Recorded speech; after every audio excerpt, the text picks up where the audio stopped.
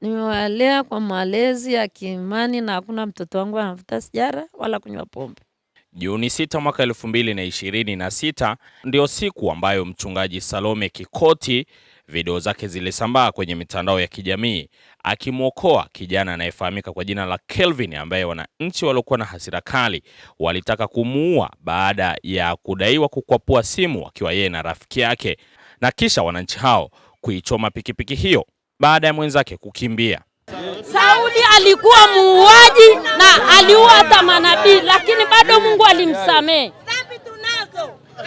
Wako walioua hata watu, lakini huyu ukimsamehe, huyu unavyomwonea huruma, kesho anakukaba wewe, na kesho akikukaba wewe una mtu wa kukuambia maneno tena. Watu wengi walifurahishwa sana na kitendo alichokifanya mama huyu, wengi wakiwa wanataka kumsaidia, na baadhi ya watu mbalimbali wameweza kujitolea kile walichonacho kwa ajili ya kumshika mkono, huku wengine wakitaka kufahamu maisha yake kiundani ya mchungaji huyu.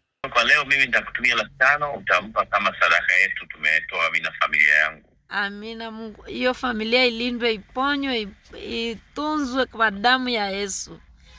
Amen. Bwana Yesu asifiwe. Amina. Bwana asifiwe sana. Naitwa Salome Lawrence Kikoti, ni mchungaji wa hili kanisa hapa. Mchungaji wangu umeanza miaka kama kuanzia mwaka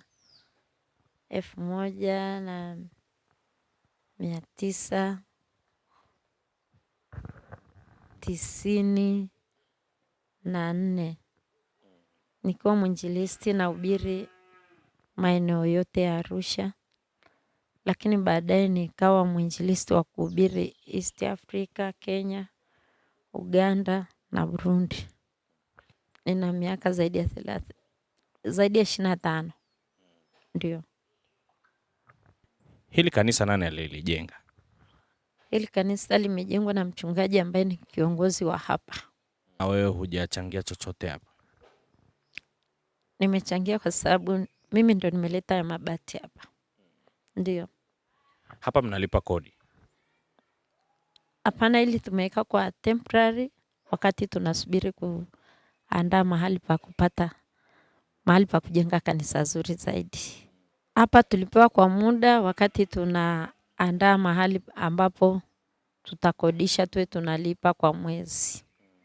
Mimi niliona si halali kuchukua sheria mkononi na kumuua mtu kwa sababu ya simu, kwa sababu hata watu wengi wana dhambi nyingi sana na kubwa kuliko hiyo dhambi ambayo alifanya yule kijana.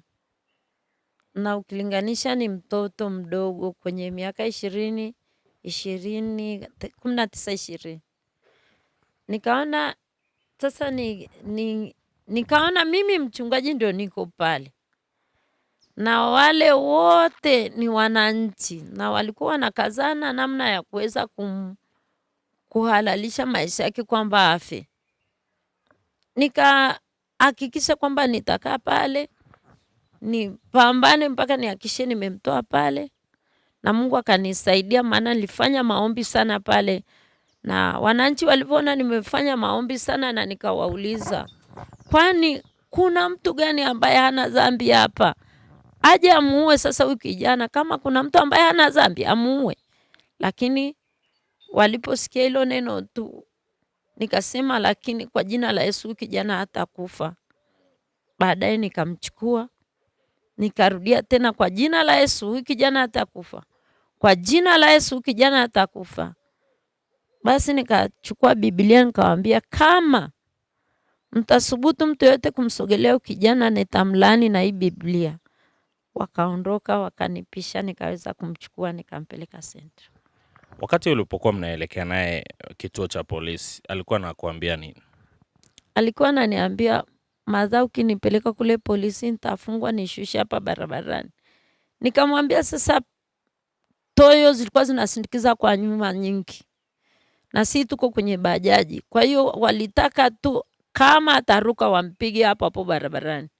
Kwa hiyo nikamshika mkono nikamwambia nakupeleka mahali pa usalama.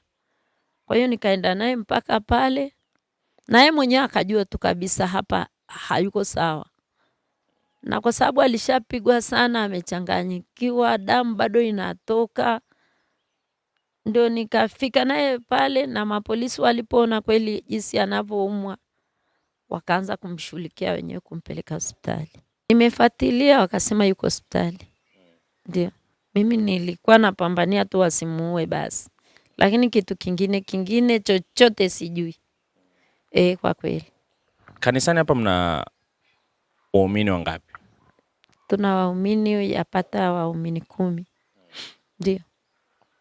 Na tulikuwa tunahitaji viti vile vya plastiki vya kukalia.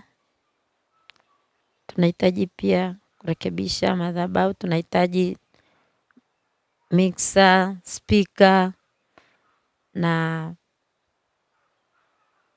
madrums na hizi mic kwa ajili ya huduma ya injili hapa. Ndio. Mama, una watoto wangapi? Na watoto 4. Ndio. Nimewalea kwa malezi ya kiimani na hakuna mtoto wangu anavuta sigara wala kunywa pombe. Na watoto wengi, na mtoto mmoja ni mtumishi wa Mungu. Mbunge wa jimbo la Ikungi Magharibi Elbariki Kingu ametoa shilingi 500,000 zitakazomsaidia mchungaji huyo katika huduma yake.